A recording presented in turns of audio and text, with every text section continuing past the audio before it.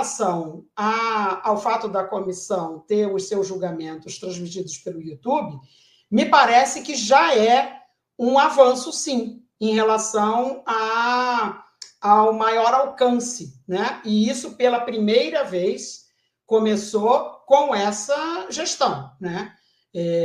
Então, o primeiro julgamento que eu presidi, que aconteceu da Comissão de Anistia, foi exatamente no dia 30 de março de 2023.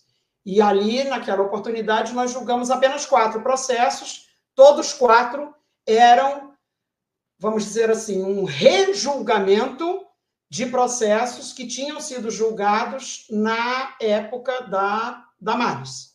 E com, assim, requintes de crueldade, eu diria, né? Uma revitimização absolutamente cruel com aquelas pessoas que ouviram do, então, Conselho da Comissão de Anistia, que não tiveram mais do que o que mereceram, e bem feito, porque eram criminosos mesmo. Mais ou menos isso, né? E aí a gente começou a gente adotou essa política de transparência, de transmitir as sessões pelo canal do Ministério no YouTube.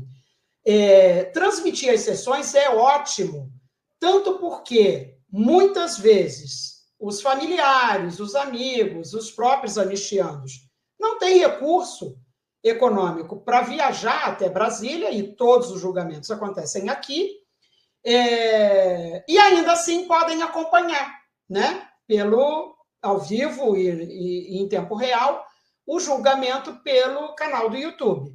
E não só isso, como é um canal e é no YouTube, então fica lá gravado. Então, se eu quero agora assistir a sessão de 30 de março de 2023, basta eu clicar lá e assisto inteiro, né?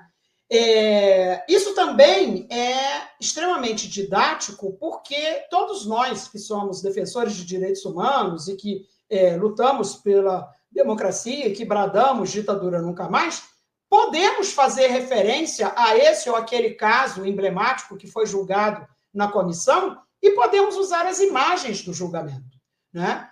Exatamente porque está disponível no canal do Ministério no YouTube. Então, tudo isso, eu acho, todas essas ações, eu acho que são avanços, sim. Mas o maior avanço mesmo, e aí sim, eu acho que é um avanço.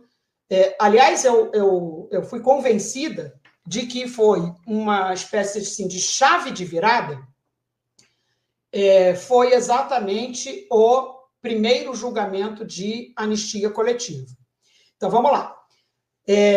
Além da população desconhecer que houve uma ditadura, ou, se tem essa informação, acha que isso não tem nada a ver com a vida dessa pessoa, então, falar que teve ditadura no Brasil é mais ou menos como falar em Tiradentes. Ou é mais ou menos como falar que Cabral descobriu o Brasil. Isso foi uma coisa que aconteceu há muito tempo, eu nem era nascido, não tem nada a ver comigo. Minha vida de hoje em dia. E aí, todas as vezes, e isso nos últimos 23 anos, né? A Comissão de Anistia começou a existir em 2001, e de 2001 até 2024, portanto, até o ano passado, toda vez que se falava em comissão de anistia, que a imprensa falava alguma coisa sobre comissão de anistia, que o parlamento falava em comissão de anistia, era para dizer que era um grupo de pessoas que estava dando dinheiro para os companheiros, que era bolsa ditadura, e sempre, 100% dos casos, era uma pauta negativa. Tá? Sempre para tacar pedra na vidraça. Sempre. Quando é que isso mudou? Isso mudou exatamente no dia 2 de abril do ano passado. Por quê? Porque o dia 2 de abril do ano passado foi o dia em que nós julgamos a primeira anistia coletiva, que foi da comunidade Krenak. E foi também transmitida pelo YouTube, e não só a imprensa, o mainstream da imprensa, estava em peso no auditório do Ministério de Direitos Humanos, tendo a oportunidade de filmar, de entrevistar, de vivenciar e de ouvir as histórias dos Krenak, dos indígenas. Não foi a única comunidade indígena.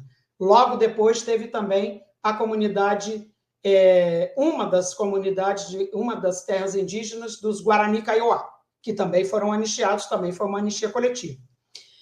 Naquele dia, me parece que uma boa parte da população teve, até porque houve repercussão até internacional. Então, foi veiculada a notícia em todos os telejornais, tanto do meio, na hora do almoço, quanto da noite. As televisões de assinatura, todas elas de notícia, né, os canais de notícia, todas elas repercutiram, todas elas deram essa notícia, mas pela primeira vez de uma maneira positiva. Nossa, que lindo! Tem a Comissão de Anistia, que faz um trabalho belíssimo, super importante, que resgata a memória. Tudo que a gente fala há anos veio para o mainstream pela primeira vez.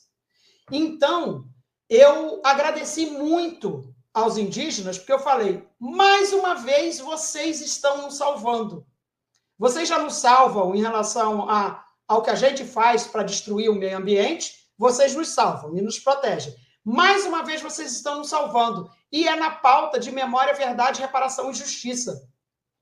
Porque foi porque vocês entraram com essa anistia coletiva que está dando oportunidade da comissão ter visibilidade e, pela primeira vez, e dali para frente, o tempo inteiro foi pauta positiva, com alcance de milhões de brasileiros. Essa anistia dos Krenak teve repercussão na França, na Inglaterra, nos Estados Unidos, na Alemanha, fora os países latino-americanos. E em todos os estados da Federação Brasileira. Todos. Nos jornais impressos e nas rádios e nas televisões, inclusive locais. Então, deu essa visibilidade e, a partir desse momento, chamou atenção, não para a comissão de anistia, porque isso não interessa. Interessa a história. São esses heróis, são esses resistentes, são as vítimas que têm que ter o holofote.